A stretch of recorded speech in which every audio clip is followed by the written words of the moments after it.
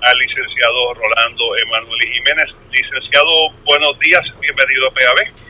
Muy buenos días, Alfonso, y buenos días al público que nos escucha, y feliz 1 de mayo, Día Internacional de los Trabajadores y las Trabajadoras. Así es, un evento y la gente, los que trabajan 8 horas al día y no más, o si trabajan más de 8 horas y reciben entonces paga adicional por esas horas extras, quizás muchos de ellos no sepan que esa en particular era el reclamo que se estaba haciendo aquel 1 de mayo en el 1886. Correcto, allá en Chicago, el 1 de mayo, ¿verdad? Se fueron a una huelga general y entre los reclamos era eso, la jornada de 8 horas y que hubiese un pago adicional por las horas en exceso, ¿verdad? Porque si no le impones al patrono la obligación de pagar una cantidad adicional por el exceso, pues el patrono no tiene ningún incentivo para respetarte el horario. Y el 4 de mayo, pues hubo la matanza del Haymarket, ¿verdad? Que fue lo que ocasionó que esto retumbara a nivel de todo el planeta, y que luego en el 1889 en París, conmemorando la Revolución Francesa, la Internacional Socialista decretara que ese 1 de mayo pues es el Día Internacional de los Trabajadores y las Trabajadoras. Esto se adoptó en Puerto Rico a principios del siglo XX y curiosamente, Alfonso, el 1 de mayo surge en Chicago, pero Estados Unidos no reconoce el 1 de mayo como el Día Internacional de los Trabajadores y Trabajadoras, sino que tiene una fecha particular en el mes de septiembre. Así que esas son las ironías, ¿verdad?, del capitalismo norteamericano. El Labor Day, sí, para ocultar la fecha, igual que aquí ocultamos el 25 de julio de la invasión con el 25 de julio de la Constitución, aunque ya no se celebra tampoco. Pero... Exacto, es para pues, omitir eventos fundamentales en la lucha de los trabajadores y las trabajadoras por mejores condiciones de trabajo. Y mira, Alfonso, esto no es poca cosa. Recientemente se bajó la jornada laboral en Chile, que tenía una jornada laboral de 9 horas y de un total de 45 horas a la semana. Así que esto es algo que todavía se sigue luchando en el planeta. Hay países que ya están considerando que la jornada laboral debe ser mucho menor de las 40 horas, como por ejemplo países en donde hay planes pilotos para trabajar más que 4 días a la semana. Y eso se da no por la complacencia o por la benevolencia del capital, se da porque la gente está organizada, la gente lucha, la gente hace los planteamientos de cómo nos merecemos tener una vida sosegada con suficiente descanso, que de la única quien sale beneficiado de este tren de vida y de trabajo es el capital.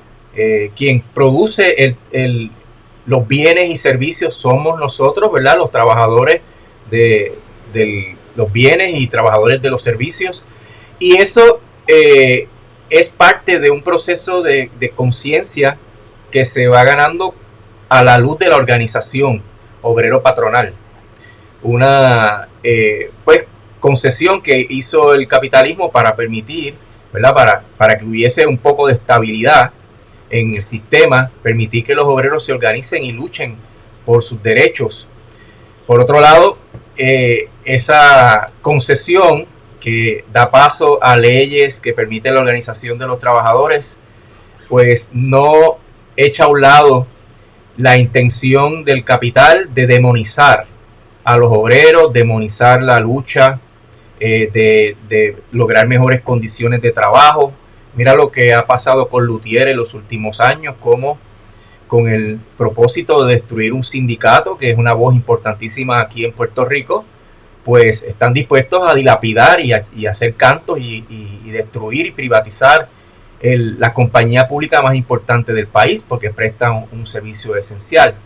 Así que cada vez dentro de este andamiaje neoliberal que hay en Estados Unidos, Puerto Rico, Europa y otros países, ¿verdad?, de Asia y de África, pues la organización laboral se hace más importante, porque es lo que le pone freno la rapacidad del capital, de desregular todas las protecciones que ha establecido el Estado para que haya balance entre los diferentes grupos, balance y no se ahonde más la desigualdad, que es lo que más ocasiona el neoliberalismo, ¿verdad? El neoliberalismo de los últimos 30 años ha ahondado las diferencias entre las clases sociales y aquí es un elemento evidente donde el 60% de los niños y niñas son pobres, en donde tenemos una bajísima participación laboral por alrededor de los 40%, en donde cerca del 40% de las familias están bajo los niveles de pobreza. Y de la única manera que eso se resuelve, Alfonso, es mediante la organización, tanto política como laboral. Y por eso es que este 1 de mayo es tan importante, porque es una fecha donde se aglutinan los diferentes sectores que tienen una agenda de lucha por reivindicaciones que son esenciales para el país. Mira lo que pasó con la ley 4 de 2017, que es la ley que destruyó el sistema de derecho laboral de Puerto Rico, estas instancias de la Junta y por lo pusilánime que fue Ricardo Rosselló al aprobar esa ley y la legislatura PNP. Y vimos que se trataron de rescatar esos derechos con la última ley ahora que fue anulada por la jueza Taylor Swain, para colmo, ¿verdad? O sea que el mismo Estado aquí en Puerto Rico se dio cuenta de que la eliminación de esos derechos era contraproducente para la misma productividad, para la salud, para la seguridad de los trabajadores y tuvieron que rescatar esos derechos parcialmente, ¿verdad? Y vino pues la jueza a instancias de la Junta, que tiene un mandato neoliberal que está en el título 7 de la ley promesa, pues anuló la ley. Así que se hace cada día más relevante el 1 de mayo por lo que está pasando no solo a nivel laboral, lo que está pasando a nivel político, en términos del coloniaje brutal que está sufriendo Puerto Rico, donde no hay ningún tipo de democracia ni autogobierno aquí, y el problema político de la corrupción de los dos partidos que han dominado la escena política en los últimos 60 años. Todos esos factores aglutinan a una masa que yo espero que se congregue en el área de Atorrey para hacer que se escuchen esos reclamos. Ya estaba leyendo de la policía de Puerto Rico que estaba hablando de que se iban a garantizar los derechos que tienen los trabajadores, pero que también se tienen que garantizar otros derechos, ¿no? Y ahorita lo hablaba con María Luisa de la primera enmienda de la Constitución, que en ningún lado dice que la gente tiene derecho a reunirse para reclamarle agravios al Estado después de coordinar una fecha o después de coordinar una ruta, sin molestar a otros cuando hagan esa manifestación. ¿De dónde sale esta idea de que se puede controlar, de que la policía puede controlar un derecho tan básico como los derechos de la primera enmienda? Mira, eso viene de una actitud represiva de los gobiernos de Puerto Rico, incluyendo, ¿verdad?, obviamente la oficialidad de la policía, que parte de dos prejuicios que son muy serios, ¿verdad?, muy graves. Número uno, que ellos tienen la autoridad de decir cuando la Constitución se enciende o se apaga. Eso lo vimos mucho en las protestas en el Viejo San Juan, donde a cierta hora ellos decidían que se acabó la protesta. Y número dos, el asunto de que ellos tienen la autoridad de reprimir a las personas que comparecen a esas actividades, porque desde la perspectiva del gobierno y de la oficialidad de la policía, ven a los que alzan su voz en contra de las injusticias del Estado como gente que es una amenaza para la estabilidad y nada más lejos de la verdad. Lo que quieren es mejorar la situación. O sea, es a base de una ignorancia en cuanto a los orígenes de la libertad de prensa y expresión, que es lo que permite un balance político entre los que ostentan el poder, tanto policíaco o militar, etcétera, y los que son gobernados. Esa es la única manera en la cual el pueblo tiene para demostrar su indignación, demostrar su enojo, su inconformidad con las políticas, más allá de ir a votar cada 4 años. Pero en la mayoría de las ocasiones no es razonable esperar 2, 3 años, 4 años para que se atienda un reclamo, y por eso es que está la primera enmienda que está incorporada a la pobrecita Constitución de Puerto Rico, que quedó totalmente destruida con la ley promesa, ¿verdad?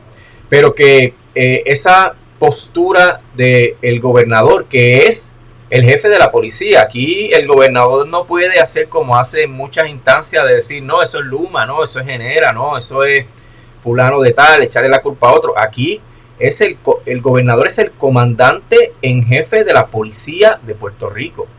Y toda acción que comete la policía, ese gobernador o gobernadora que esté, responde políticamente por esas acciones. Y por eso, pues, si la policía viene ya con esos ritmos de tambores indicando que va a defender otros derechos, pues está partiendo ya de unas premisas totalmente equivocadas. Los derechos que tiene que proteger son los de la libertad de expresión y de prensa, que se van a ir manifestando en ese momento.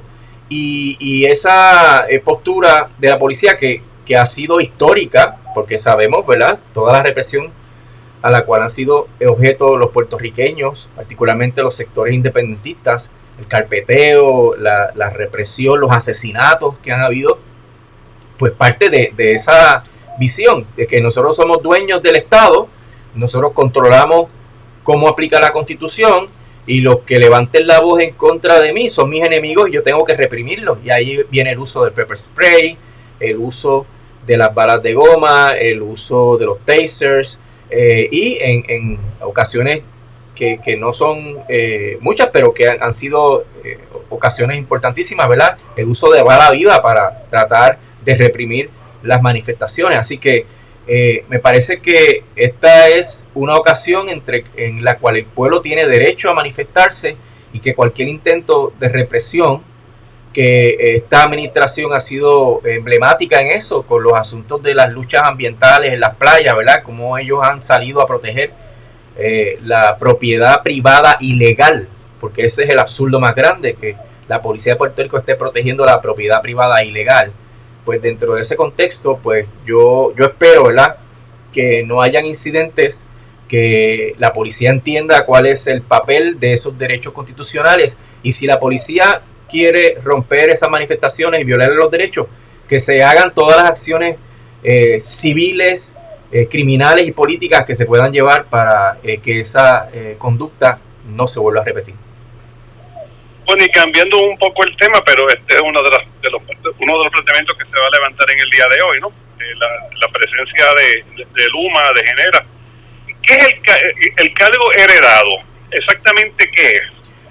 Bueno, el cargo heredado se refiere a la deuda que tiene la Autoridad de Energía Eléctrica actualmente por razones de la corrupción y la irresponsabilidad de la clase política que gobernó a esa autoridad, ¿verdad? Esa es la famosa deuda de los 9,000 millones de dólares de los bonistas.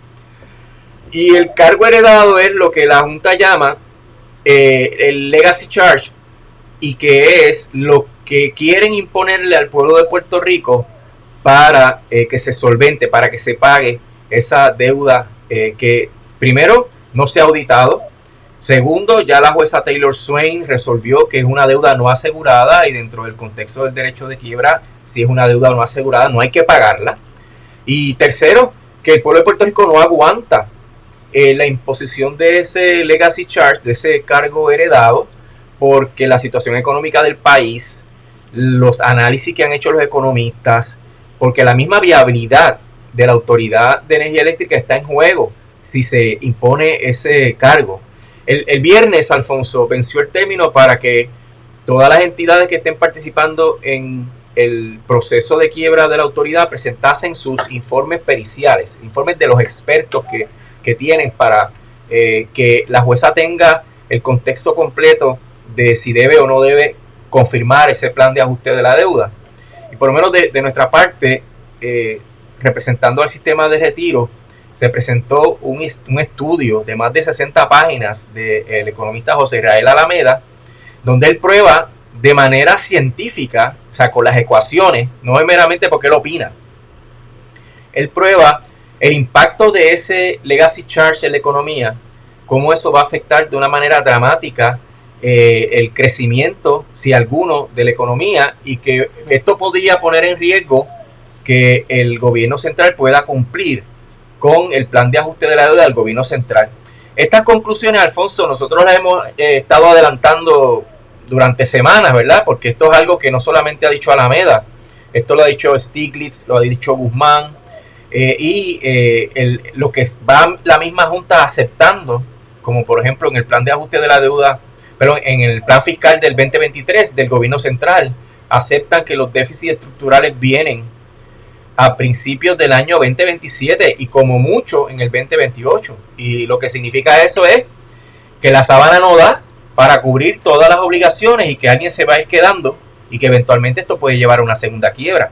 Entonces Alameda, más allá de las opiniones que dice la Junta en los planes fiscales, que no aparecen los supuestos ni nada, Alameda prueba científicamente cómo esto va a ir ocurriendo, porque primero el pueblo no tiene la capacidad de ese aumento para pagar ese aumento, y segundo, esto le va a quitar a la Autoridad de Energía Eléctrica la capacidad de cumplir con sus obligaciones operacionales, porque la gente se está yendo a la energía renovable aceleradamente y esto hace que haya menos clientes y al haber menos clientes baja el ingreso. Pero ¿qué ocurre? El plan de ajuste garantiza el legacy charge, ¿verdad? El cargo heredado a los bonistas, pero si la demanda baja, pues bajan los ingresos, pero lo de los bonistas está seguro, pero en lo que sobra después de pagarle a los bonistas va a ir bajando cada vez más. ¿Y qué se afectan? Las operaciones de la autoridad, el mantenimiento de la autoridad,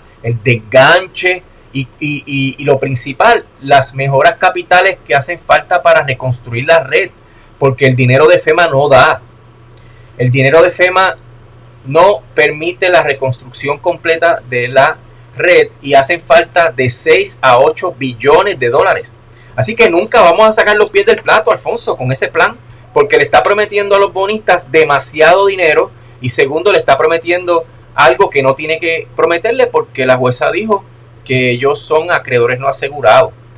Y en ese contexto, al bajar la demanda, que la misma Junta lo admite, o sea, aquí Alameda no está contradiciendo a nadie. Es más, con los mismos números de la Junta, se sabe que la demanda va a ir bajando, pero como aseguras el legacy charge para los bonistas, quienes se perjudican son las operaciones, el mantenimiento y la mejora capitales. Entonces, eso impide que la autoridad pueda prestar el servicio de manera confiable y eso es un requisito del título 3 para la confirmación del plan de ajuste de la deuda. Eso se llama feasibility o viabilidad, y el hecho de que la autoridad no tenga para operaciones, para mantenimiento y para las mejoras capitales, pues hace que el plan no sea viable.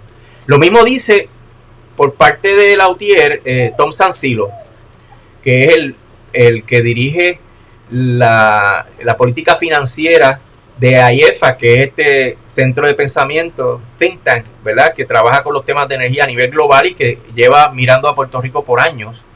Pues dice que el legacy charge va a impedir que la autoridad pueda tener suficiente dinero para completar la reconstrucción y para que pueda volver a salir a los mercados para buscar ese dinero para completar la reconstrucción.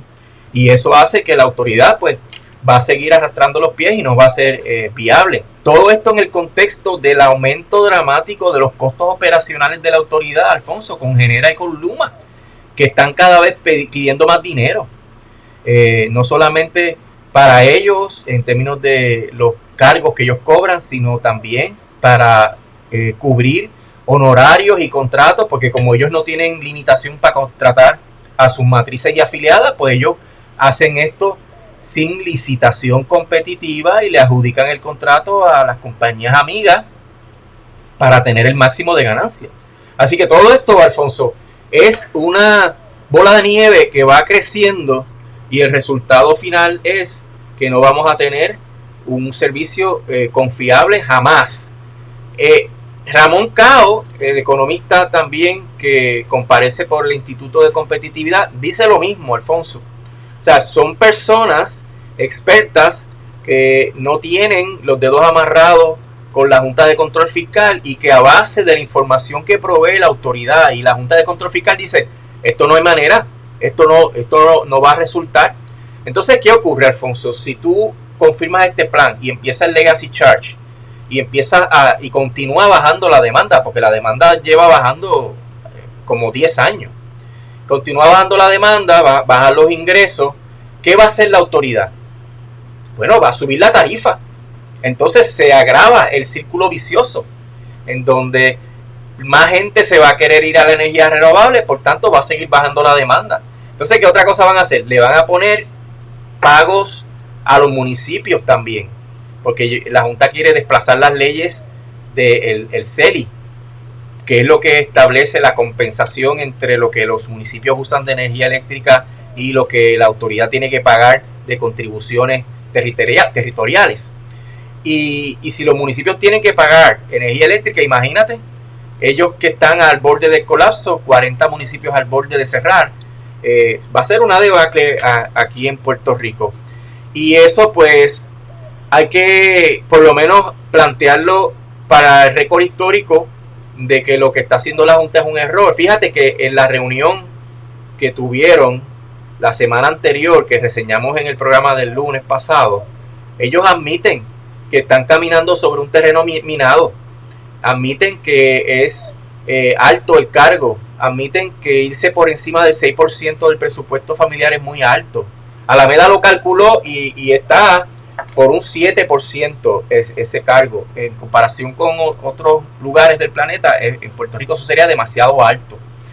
Y esto pues la Junta no lo reconoce, porque tú sabes que el papel de la Junta es cobrar, y que estos miembros de la Junta son parte de esta clase financiera que lo que quieren es proteger el mercado de bonos municipales y olvidándose de lo que nos dejen aquí en Puerto Rico. Pero lo que está en juego es energía más alta, gente que va a tener problemas para pagar la luz, desconexiones de la gente que tiene problemas para pagar la luz, más incentivos y más flujo de personas para irse a la energía renovable.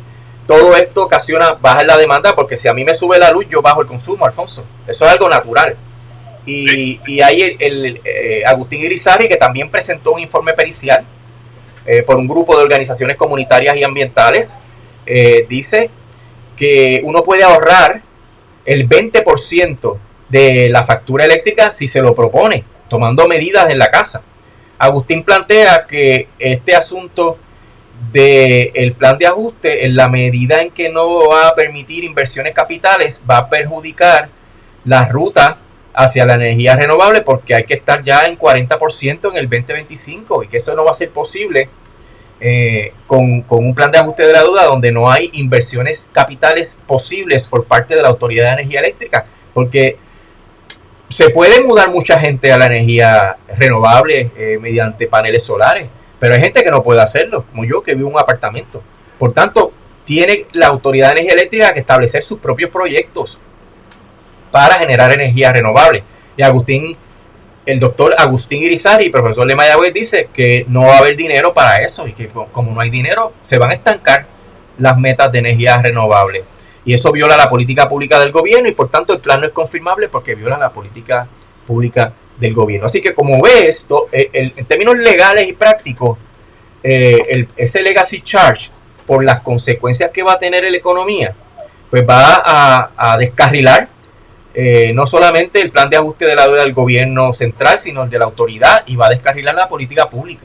Es un disparate tremendo, Alfonso, y desafortunadamente tú no ves esta discusión pública en los medios de comunicación masivos, particularmente los medios, como decía nuestro querido amigo José Elías Torres, los medios corporativos de San Juan, en donde el impacto en la economía, en los costos, porque acuérdate que estoy hablando de la luz, pero la luz se necesita para todo, y por ende en la tiendita de la esquina, en el coffee house, en la cafetería, en el supermercado, en las tiendas de ropa, en todo lo que tú vayas a comprar, vas a tener un impacto de la inflación, porque cada cual va a querer pasarle ese costo a los consumidores, y entonces cada vez tu cheque va a ir achicándose, y entonces tu calidad de vida se va a ir afectando.